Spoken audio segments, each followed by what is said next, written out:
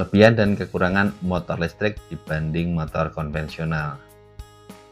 Motor listrik mulai dilirik sebagai alternatif usai harga BBM kembali melonjak. Namun bagi yang masih awam mengenai kendaraan bertenaga strom ini, tentu ingin mengetahui apa saja kelebihan dan kekurangan motor listrik. Calon konsumen memang perlu mengetahui kelebihan dan kekurangan motor listrik ini. Ini karena kendaraan strom tersebut memiliki beberapa perbedaan dibanding motor konvensional yang berbahan bakar BBM. Beberapa keunggulan motor listrik yakni lebih ramah lingkungan dan lebih irit. Tapi ada juga kekurangannya. Nah, apa tuh kekurangan dari motor listrik? Mari kita bahas.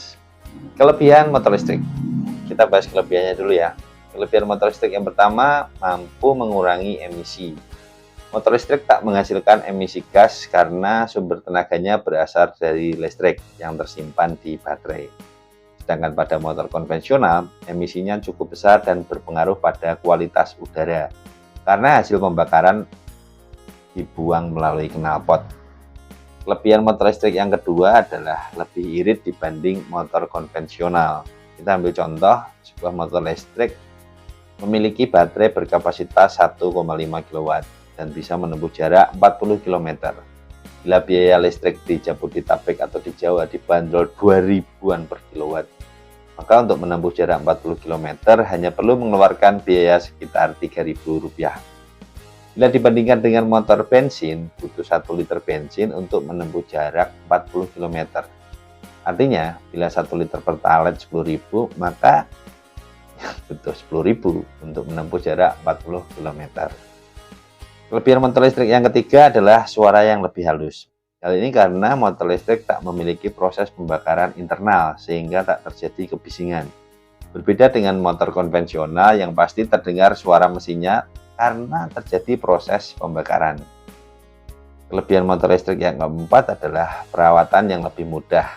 Tak seperti motor konvensional, motor listrik tidak perlu ganti oli rutin atau servis berkala. Pengguna motor listrik hanya perlu memperhatikan waktu penggantian kampas rem, minyak rem, dan ban. Kekurangan motor listrik, ini kekurangan motor listrik yang pertama adalah tempat pengisian ulang baterai yang masih terbatas. Pertamina saat ini memiliki stasiun pengisian bahan bakar umum Green Energy Station, yang juga stasiun penukaran baterai kendaraan listrik umum. Tapi SPBU gas ini jumlahnya tuh masih terbatas, yakni baru 240 titik. Pertamina sendiri menargetkan menambah jumlah SPBU gas ini hingga 300 titik. Kekurangan motor listrik yang kedua adalah masih minimnya bengkel yang menangani motor listrik.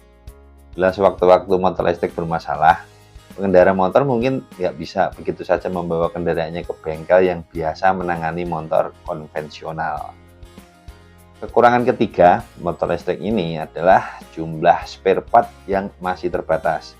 Karena populasinya kan belum sebanyak motor konvensional ya, ketersediaan spare part motor listrik pun ya masih terbatas. Nah, itu sebabnya jika pengguna motor listrik mengalami kendala pada kendaraannya dan harus mengganti spare part, mungkin harus memesan secara inden terlebih dahulu. Karena spare part yang dimaksud belum tentu ready stock. Nah, buat teman-teman mempertimbangkan motor listrik apa tetap pakai motor konvensional.